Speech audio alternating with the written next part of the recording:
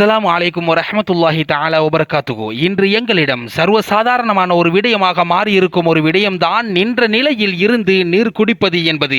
மருத்துவர்களின் கூற்றுப்படி, மருத்துவர்களின் கருத்துப்படி நுரையீரல் பிரச்சினைகள், சிறுநீரக பிரச்சினைகள், மூட்டுவாத பிரச்சினைகள் கூட ஏற்படும் என கூறுகிறார்கள். சில இமாம்களின் கருத்துப்படி தீராத நோயை குணப்படுத்த முடியாத நோயை கூட அது ஏற்படுத்தும். எவ்வளவுதான் நீங்கள் வைத்தியத்துக்காக, மருத்துவத்துக்காக மருந்துகள் குடித்தாலும், வைத்தியங்கள் செய்தாலும் அதனால் உங்களுக்கு சுகத்தையோ குணத்தையோ அடைந்து கொள்ள முடியாது. முதலாவதாக, உங்களுக்கு பீடித்திருக்கும் தீராத நோய்கள் குணமாக வேண்டுமாக இருந்தால் நின்று கொண்டு நீர் குடிக்கும் பழக்கத்தை அடியுடன் நிறுத்திவிடுங்கள். நின்ற நிலையில் நின்று நீர் குடிப்பதை பற்றி 1400 வருடங்களுக்கு முன்னால் இறைத்தூதர் நாயகம் ஸல்லல்லாஹு அலைஹி வஸல்லம் அவர்கள் என்ன கூறினார்கள் என்பதை பார்ப்போம்.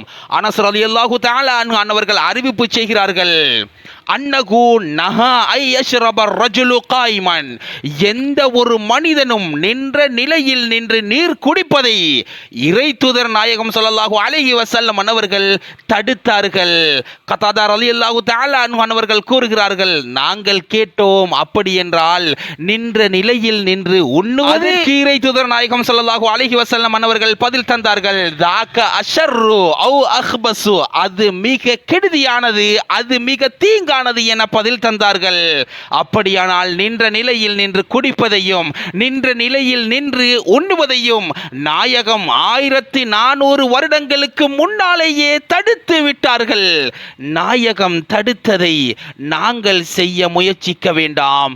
எனவே நின்ற நிலையில் நின்று நீர் குடிக்கும் பழக்கங்கள் உள்ளவர்கள் இன்றிலிருந்தே அந்த பழக்கத்தை அழித்து கொள்ளுங்கள், முறித்து கொள்ளுங்கள்.